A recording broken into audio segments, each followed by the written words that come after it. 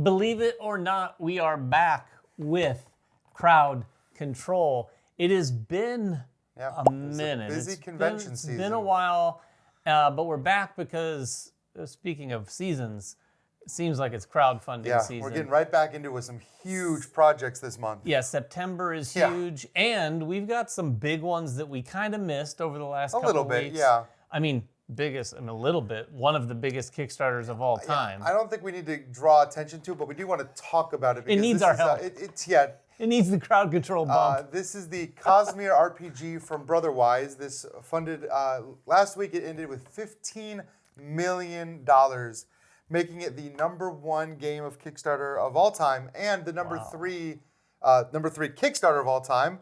Ooh. The #1 Kickstarter of all time was Brandon Sanderson's Secret Novels collection. So Brandon Sanderson doing all right. He's doing okay. And again, we're seeing just the power that he has. Yeah. I mean, he now has 2 of the top Kickstarter. This was Brotherwise Games designing this RPG, but you can't discount the effect that setting it in the Cosmere has had on the game. I mean, for sure. If this was a generic RPG that had nothing to do with Brandon Sanderson, right? I'm not sure we'd be talking 15 million. The game seems cool. I mean, I backed at the all-in level because I am a huge Cosmere fan. I'm a huge Brandon Sanderson fan. So help me understand this, because I'll tell you don't know this, but I actually just bought the first Mistborn novel.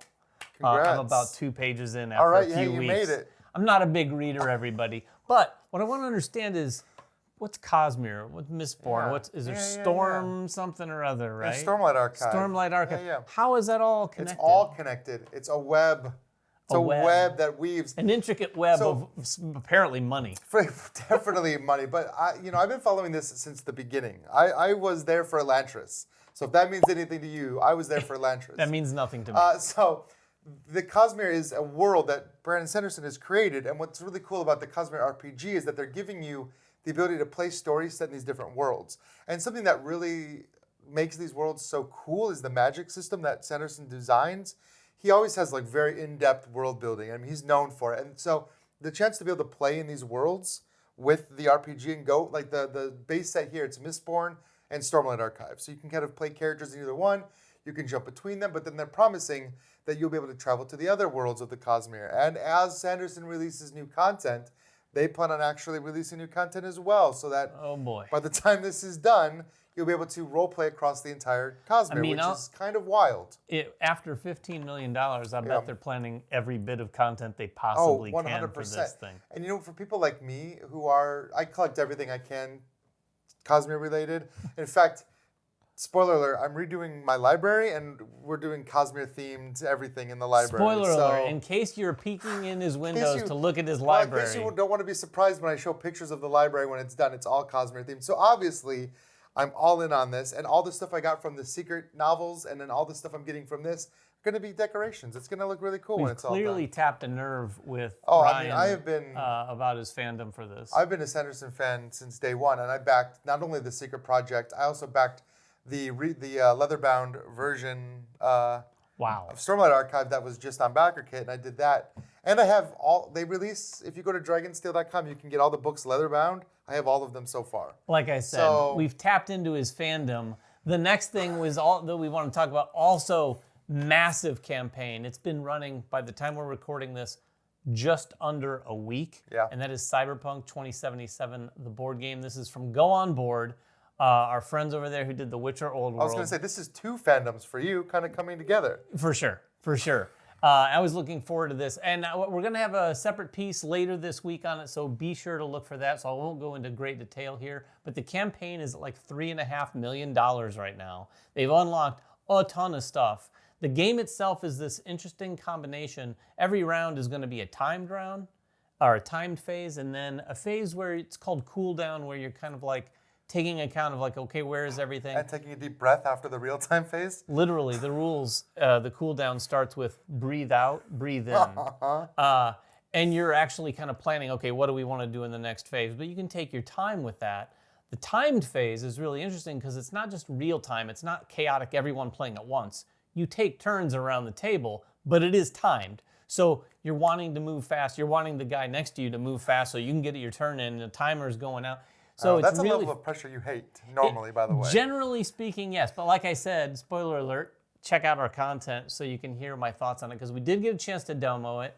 We do have that demo kit right here. So we're going to be playing a little bit more. I don't know if we're going to play it on the channel because it is a prologue and it is prototype, but I have some thoughts on it. I'll share it in that video. Be sure to look out for it. But if you're interested, go check out the campaign because it's just a ton of things. And this is a pure action game. If there's ever a game that made you feel like it's action at the table, it is this for sure. Yeah, and we've got 2 more that are coming that are launching this week, but we wanted to take a quick break in the middle to talk about something that we've been very excited about. That delivered. That just delivered, and that's Altered. And you finally got Emily to play Altered. I got Emily to play Altered. If you haven't seen that, definitely check that out. It is a great, thorough, detailed playthrough. We show like every card we play in like high-res fashion. Emily had a lot of fun with it. I, of course, had a lot of fun with it. Emily wanted to just keep playing. She wanted to break out all 6 starter decks and like keep playing them. But yeah, this thing delivered recently, and man, I always like opening booster packs for card games that I don't even really play. Like I've opened Star Wars Unlimited. I've opened all Lorcana. One Piece. I played them once or twice. This one, I plan on playing more. I really like what this game is doing. But all the things that we're delivering, and I think there's like a couple waves. I got my Wave 1 package. There's a Wave 1 pack. We were lucky enough to get a little like creator pack that they sent out that included some of the stuff that I think is in Wave 2, some of the acrylics and whatnot. I think that stuff's coming in Wave 2 for most of us. The pieces and parts, I mean, the game itself is awesome, but man, I gotta tell you, the pieces and parts that they have to support this sort of like faux leather storage box it's cool. Unbelievably beautiful. I will say, GameGenic knows what they're doing for sure. But yeah, everything about this is really cool, and you'll probably see more content with Altered from time to time here on the channel, whether we're opening boosters or playing it again. I want to do some deep dives onto the different factions. That's what really appeals to me in Altered is those factions are so unique and interesting to play. Yeah, it's interesting, sort of streamlined deck construction. I think it has some guidance where you're just building around a color. At least my take is it's not as overwhelming as a lot of other games where you just have like all the cards to consider. This one is like, you've got these colors. You know, if you're building a green deck, it's got to be a green card. So you're not going to have stacks and stacks and stacks of green cards. Unless you bought a whole bunch of boosters. Right, which I, do from time to time. So that was something we're really excited about. And now let's get to what you came here for. Let's talk about new stuff. Yeah, the first one we want to talk about, we've got 2 here. And this week, the DC Deckbuilder has a new set coming out. In fact, as you're watching this, it's probably launching today. That is Arkham Asylum. We have a preview up. If it's not up already, it will be soon for this. And it's the same old DC Deckbuilder that you love and enjoy, but it has some new mechanics in it. And, throughout time, they've evolved it and sort of tweaked the formula. For sure. This has some cool new mechanics that, again, whenever I see a deck builder add some new stuff, and it's like, oh man, I wish this had this for all time. There's a new mechanic in here called Bribe, and I won't go into detail, but it's really cool in that you can kind of like use some of the cards out in the row without actually buying them. Yeah, you're kind of, you're them. bribing them to work for you because you are the super villains. It's all themed around that Arkham Asylum, and you've got all the Batman villains, and it's cool. So that's my alley. I like Batman a lot. Yeah, and you are the bad guys in this, so you're fighting against Batman and the whole Bat family, if you will. Pretty cool. And then the next one is kind of a follow-up. If you remember what Awakened Realms did to Castles of Burgundy. Oh, I remember. That super deluxe trip. They're at it again, this time with Puerto Rico.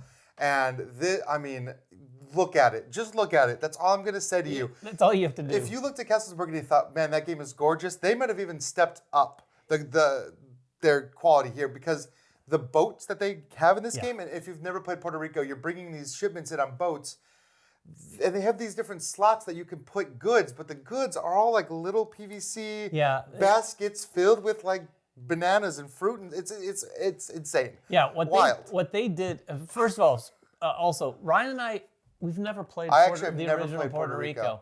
And they did do a recent edition in the last year or two. This one is a special edition, like Ryan was saying. I think that Awakened Realms has clearly set the bar for what a special edition. Castles of Burgundy is crazy. It is sort of the end-all, be-all version that you could possibly imagine for an And old nobody Euro. will ever be able to make a better version of Castles of Burgundy.